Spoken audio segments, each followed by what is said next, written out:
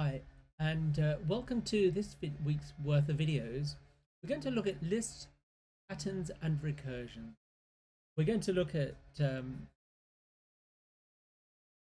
more detail and in different ways pattern matching.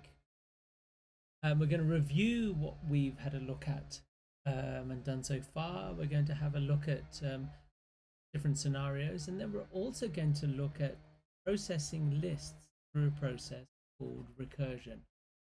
So what we'll do in this introductory video is simply just go and remind ourselves of some of the list patterns that we know. Okay, so let's turn to our environment and let's have a look at the redefinition we had of the OR word. And what we had is one bool, let's capitalize it, bool, second parameter was bool, and the result was.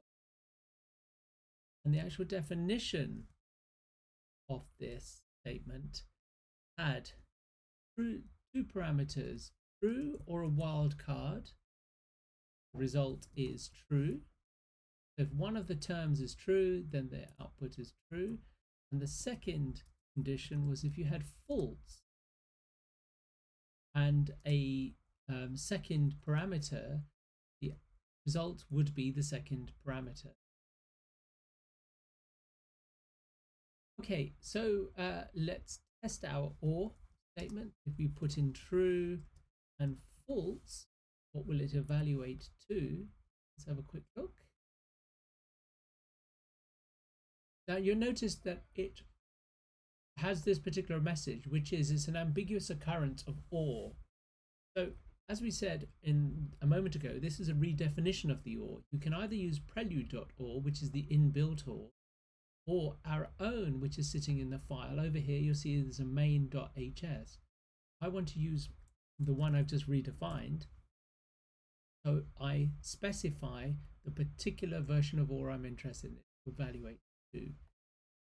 True if this is, let's reverse it, let's put in false, false, and what we would expect is false, because false occupies the place of this a, the second term. That's a very, very simple example.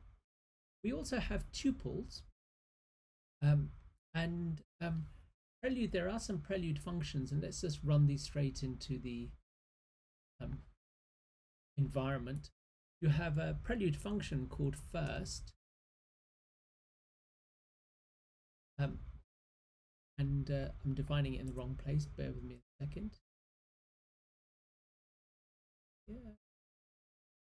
So for example, taking the examples in the lecture slide, that's a function first, which if the tuple is the parameter, that's a wildcard, it will return the first item. SND, tuple, second character, wildcard first, returns that.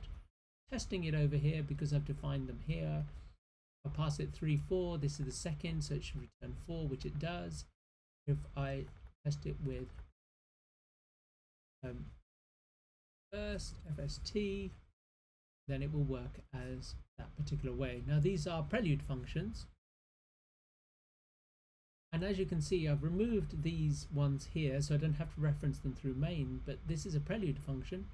I can just call it directly, pass it 3, 4, or if I pass it, if I use the second one, it will evaluate to 4. So these are simple prelude first and second functions.